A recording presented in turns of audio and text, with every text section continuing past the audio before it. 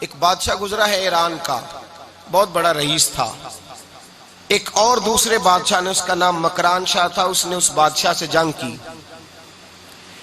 جب ایران کے اس بادشاہ سے جنگ کرنے کے لیے پہنچا نا، تو یہ جو مکران شاہ اس زمانے میں نوجوان تھے تو حسین و جمیل بڑے تھے، بڑے خوبصورت تھے، اور بادشاہ بھی تھے. اب جس بادشاہ سے جنگ کرنے گئے وہ کمزور پڑ گیا، بوڑھا آدمی تھا، اس کی فوجیں کچھ بھاگ گئیں. اب اس نے نا جان چھڑائی. بہت بڑا قلعہ تھا، قلعے ہوتے تھے، چھوٹی اینٹ کی دیوار بنتی تھی بڑی اونچی، اور آپ نے دیکھے ہوں گے لکڑی کے دروازے ہوتے تھے بڑے بڑے. وہ قلعے کے اندر بند ہو گیا بادشاہ. اب وہ خفیہ اس نے جگہ رکھی ہوئی تھی، بادشاہوں نے بنایا ہوتا تھا کہ جب ہم نے بھاگنا ہے، اگر بھاگنا پڑا تو چھپنا کہاں ہے، وہ پہلے سے ہی رستہ تیار کر کے رکھتے تھے. اس نے وہ قلعہ بنایا ہوا تو چھپنے کے لیے چھپ گیا. اب مکران شاہ کہتا ہے کہ میں نے سخت جدوجہد کی، سخت، کہ کوئی رستہ مل جائے اندر جانے کا، یہ باہر نکلے، لیکن وہ کوئی رستہ ہی نہ ملا. اس بادشاہ کی شہزادی چھت پہ چڑھی. مکران شاہ حسین و جمیل، خوبصورت نوجوان اور شہزادہ، نظر پڑی تو عورت تھی، مائل ہو گئی. اس نے پیغام دیا، رکا لکھ کے بھیجا، کہنے لگی اگر تو میرے ساتھ شادی کا وعدہ کرے تو میں تجھے خفیہ رستہ بتا دوں گی اندر آنے کا. اس لیے کہ باپ تو میرا اب کمزور ہو ہی گیا ہے، اور پھر تو نوجوان ہے، اور تیری خوبصورتی اور تیرے جاہ و جلال نے مجھے مائل کر لیا ہے. میں اگر تو وعدہ کرتا ہے شادی کا تو میں تجھے رستہ بتاتی ہوں. اب بادشاہ کو تدبیر کی ضرورت تھی، اس نے کہا میں تیار ہوں، تو رستہ بتا. اس نے رستہ خفیہ بتایا. وہ مکران شاہ کہتے ہیں میں وہاں سے اندر گھسا، بادشاہ کو پکڑا، اس کے باپ کو قتل کیا، اس کے علاقے پہ قبضہ کیا، اس عورت کو لیا، آ گیا، شادی کر لی. ایک رات بستر پہ لیٹے تھے، اٹھ کے بیٹھ گئی شہزادی، کہنے لگی بستر پہ کچھ چیز ہے.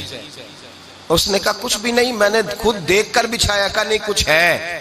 کہا کچھ نہیں، میں نے دیکھ کے بچھایا ہے، عزت ڈھونڈنے نکلی ہے. باپ تو میرا اب کمزور ہو گیا، تو میں کوئی بڑی جگہ دیکھوں. ملت کے جوان بھی کہتے ہیں بڑی جگہ شادی کروں، بچیاں بھی کہتی ہیں بڑی جگہ ملنی چاہیے.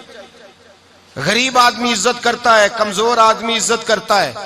جو بہو زیادہ جہیز لے کے آتی ہے وہ روٹی پکا کے نہیں دیتی، یاد رکھنا. جو کسی غریب گھر سے آتی ہے وہ جھک کے سلام کرتی ہے، اسے عزتوں کا پاس ہوتا ہے. میں سب امیروں کو برا نہیں کہتا، اللہ ماشاءاللہ اچھے اچھے لوگ بھی، لیکن یاد رکھنا لوگ سیڑھی لے کے، مرد عورت کی دولت کی سیڑھی پر اوپر جانا چاہتا ہے، عورت مرد کی. انجام کیا ہے؟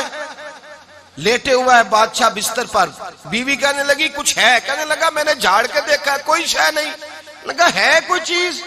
عورت تب سر پٹائی، کہنے لگی دیکھو تو صحیح. اس نے اوپر سے چادر جو اٹھائی، بیڈ شیٹ جو اتاری، تو نیچے سے ایک دھاگا نکلا. ہاتھ پھیرتے تھے تو نظر نہیں، دھاگا نکلا.